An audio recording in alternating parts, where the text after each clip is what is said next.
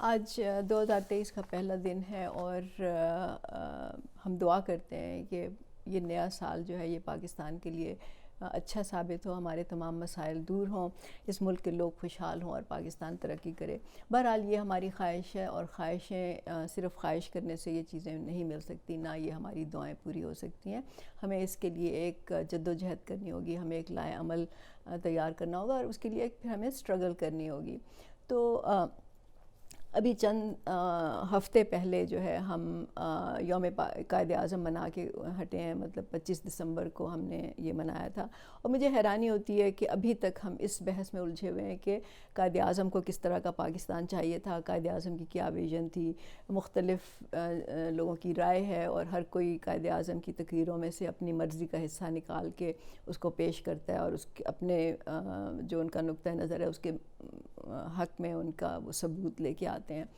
لیکن میرا خیال ہے کہ اب وقت آ گیا ہے کہ پاکستانیوں کو یہ سوچنا چاہیے کہ ہم کیسا پاکستان چاہتے ہیں۔ اس ملک میں جو عام لوگ رہتے ہیں، جن کا سٹیک ہے اس ملک میں، وہ کس طرح کا پاکستان چاہتے ہیں، ان کی کیا ویژن ہے اس بارے میں۔ پاکستان کو بنے ہوئے 75 سال ہو چکے ہیں، دنیا بہت بدل چکی ہے۔ اس وقت کے جو حالات تھے، جو قائد اعظم کے سامنے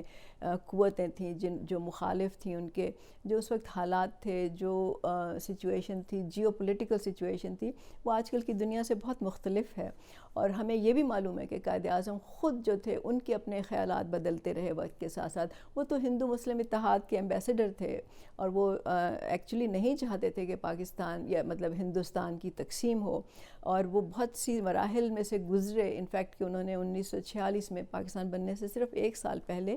انہوں نے کیبنٹ مشن کے جو پلان تھا اس کو ایکسیپٹ کر لیا تھا، لیکن پھر اس کے بعد جو حالات ہوئے، جو نہرو صاحب نے کیا، یا جو بھی سچویشن بنی، اس کے نتیجے میں انہوں نے پھر فیصلہ کیا کہ پاکستان ہی اس جو پرابلمز ہیں اس وقت اس کا حل ہے۔ اور وہ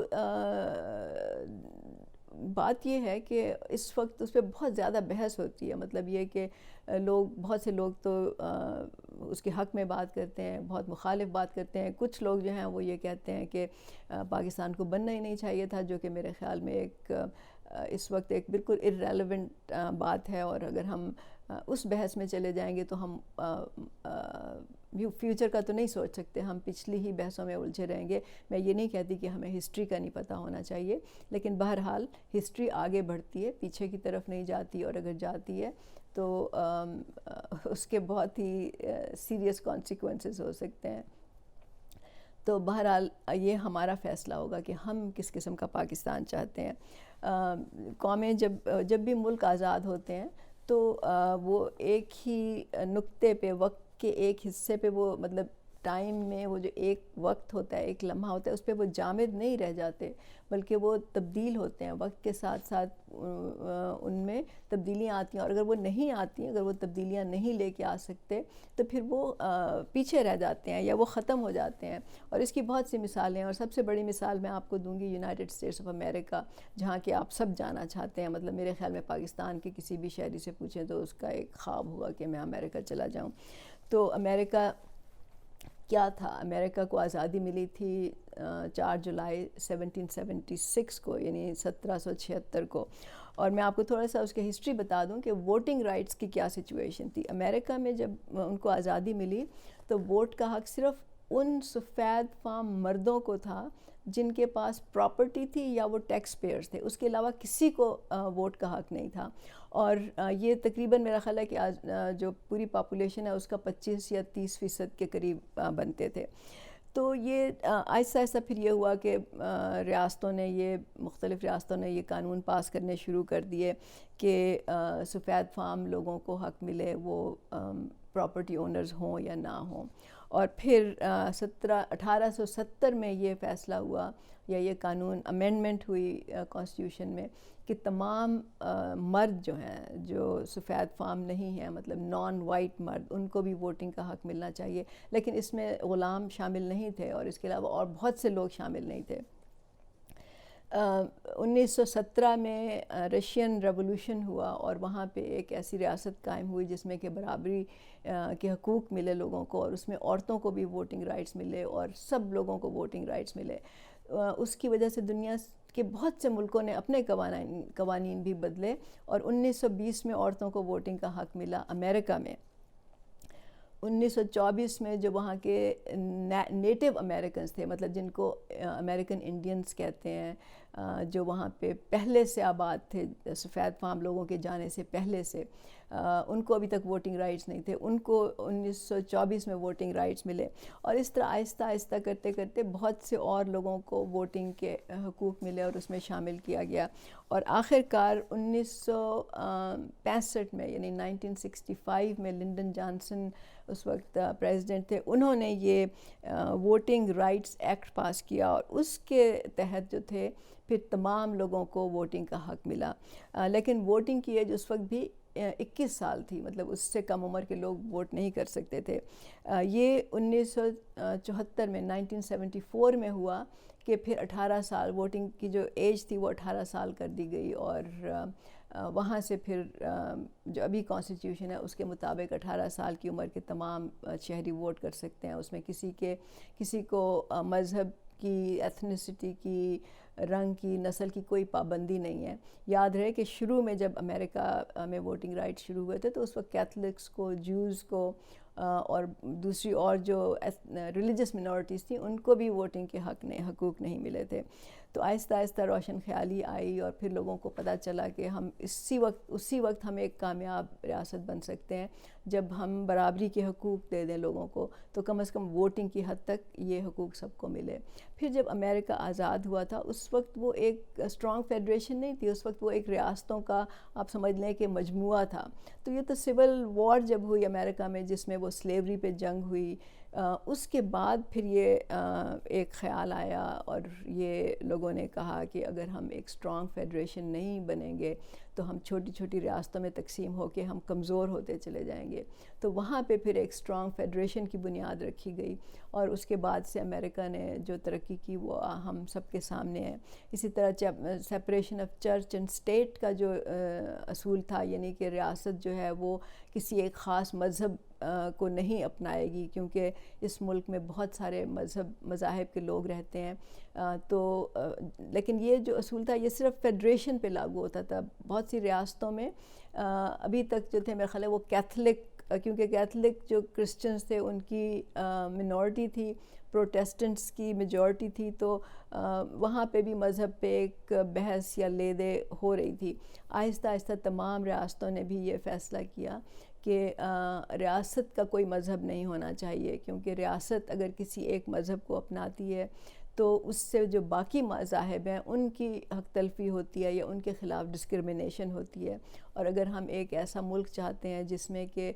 تمام لوگوں کو برابری کے حقوق ملیں تو ہمیں ریاست کو مذہب سے الگ کرنا پڑے گا. اور اسی کا نتیجہ ہے جو آپ دیکھتے ہیں, اور ہم خوش ہوتے ہیں اس بات پہ کہ مسلمان جو ہیں وہ بھی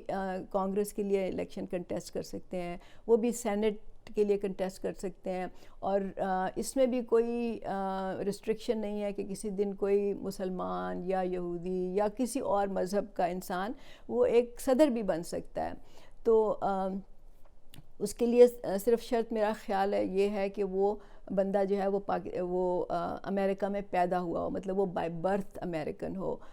ناٹ تھرو امیگریشن یا وہ کہیں کسی اور ملک سے آ کے وہاں پہ نہ بستا ہو, جس کے پیچھے ایک میرا خیال ہے کہ ایک لاجک بھی ہے. بہرحال تمام جو لوگ ہیں, جو بھی مذہب کے ماننے والے ہیں, جو بھی ایتھنیسٹیز ہیں, جو بھی زبان بولتے ہیں لوگ, یا جو جس ملک سے بھی وہ آئے ہیں, ایک دفعہ وہ امریکن شہری بن جاتے ہیں تو وہ فوج میں بھی جا سکتے ہیں اور بہت سے ان کے حقوق جو ہیں وہ ان کو برابری کی بنیاد پہ ملتے ہیں. تو ہم نے یہ سوچنا ہوگا, یہ ہمارے سامنے بھی سوال ہے کہ ہم پاکستان کا فیوچر کس طرح سے دیکھنا چاہتے ہیں. پاکستان بھی ایک ایسا ملک ہے جہاں بہت سی ایتھنیسٹیز ہیں, جہاں بہت مختلف زبانوں کے بولنے والے لوگ رہتے ہیں, بہت سے مذاہب کے لوگ رہتے ہیں, ہر مذہب میں بھی پھر فرقے ہیں. آپ دیکھ لیجئے مسلمانوں میں بھی فرقے ہیں جن میں تھوڑے تھوڑے اختلافات ہیں آپس میں. تو ہمیں یہ سوچنا ہوگا, اور بجائے ہم اس کے کہ ہم لڑیں یا جھگڑیں, ہمیں اس بات پہ سوچنا اور ڈائلاگ کرنے کی ضرورت ہے, ایک کنسنسس بلڈ کرنے کی ضرورت ہے, کیونکہ ادروائز تو ہم اسی چکر میں ہر وقت الجھے رہیں گے. ہمیں یہ دیکھنا ہوگا کہ ہماری کیا ویژن ہے پاکستان کے بارے میں، اور وہ صرف نعروں کی حد تک نہیں، کیونکہ آپ نعرے تو لگا سکتے ہیں، آپ فلاحی ریاست کا بھی نعرہ لگا سکتے ہیں، آپ اسلامی مدینہ کی ریاست کا بھی نعرہ لگا سکتے ہیں، لیکن آج کل کی دنیا میں، آج 21ویں صدی میں کون سی چیز ہے جو ہمیں آگے لے کے جائے گی، اور اس کے خد و خال کیا ہوں گے، اس کی تفصیل کیا ہوگی، اس کی ہمیں بہت سوچ سمجھ کے یہ فیصلہ کرنا ہوگا، اور ہمیں نئے خیالات کو اپنانا ہوگا، نئے آئیڈیاز کو ویلکم کرنا ہوگا۔ اگر ہمارے آپس کے اختلافات ہیں تو ہمیں اسے برداشت کر کے ڈائیلاگ کے ذریعے ریزالو کرنا ہوگا، تو تبھی ہم اس ملک میں ترقی کر سکتے ہیں۔ برابری پارٹی پاکستان کی جواد احمد صاحب کی چیئرمین شپ کے انڈر ہماری جو ویژن ہے وہ ایک ایسے پاکستان کی ہے جس میں تمام لوگوں کو برابری کی بنیاد پہ تمام وسائل اور مواقع پر برابر کی دسترس ہو، ہر ایک کو تعلیم، صحت، روزگار، علاج، ٹرانسپورٹ، سب چیزیں جو ہیں وہ برابری کی بنیاد پہ ملیں، ان کی ضروریات پوری ہوں، اور اس کے لیے ہم سمجھتے ہیں کہ عام لوگوں کو جد و جہد کرنی ہوگی، عام لوگوں کو اسٹرگل کرنی ہوگی، اور مل کے آگے بڑھنا ہوگا، اور اسی لیے ہم سمجھتے ہیں کہ پاکستان کا ایک اکائی کے طور پہ رہنا بہت ضروری ہے، کیونکہ اگر خدا نخواستہ پاکستان ٹوٹ گیا، جو کہ پہلے ایک دفعہ ہو چکا ہے ہماری ہسٹری میں، تو اس کا نتیجہ یہ ہوگا کہ ہم صوبوں میں بٹ جائیں گے، ہم چھوٹی چھوٹی ریاستوں میں بٹ جائیں گے، اور اس کا نقصان سب سے زیادہ عام لوگوں کو ہوگا، کیونکہ حکمران طبقہ تو بہت مضبوط ہے، وہ جو بھی ٹکڑے بنیں گے یا جو بھی حصے ہوں گے وہ تو اس پہ حکومت کرے گا۔ جو عام لوگ ہیں ان کی یونٹی ٹوٹ جائے گی، وہ مل کے اسٹرگل نہیں کر سکیں گے، اور جو حقیقی آزادی جس کی عمران خان بار بار بات کرتے ہیں، جو ہم سمجھتے ہیں کہ صرف ایک نعرے کے طور پہ نہیں استعمال کرنا چاہیے، بلکہ اس کی سب سے بڑی جو بنیاد ہے وہ معاشی برابری ہے، اکنامک ایکوالٹی ہے، یا ایکول اپرچونٹی ہے وسائل پہ، جب تک وہ قائم نہیں ہوگی تب تک ہم نہیں سمجھتے کہ پاکستان ترقی کر سکتا ہے۔ تو میں آپ کو دعوت دیتی ہوں کہ آپ برابری پارٹی پاکستان میں شامل ہوں، تاکہ ہم مل کے اس کے لیے اسٹرگل کر سکیں اور آگے بڑھ سکیں۔ پاکستان زندہ باد۔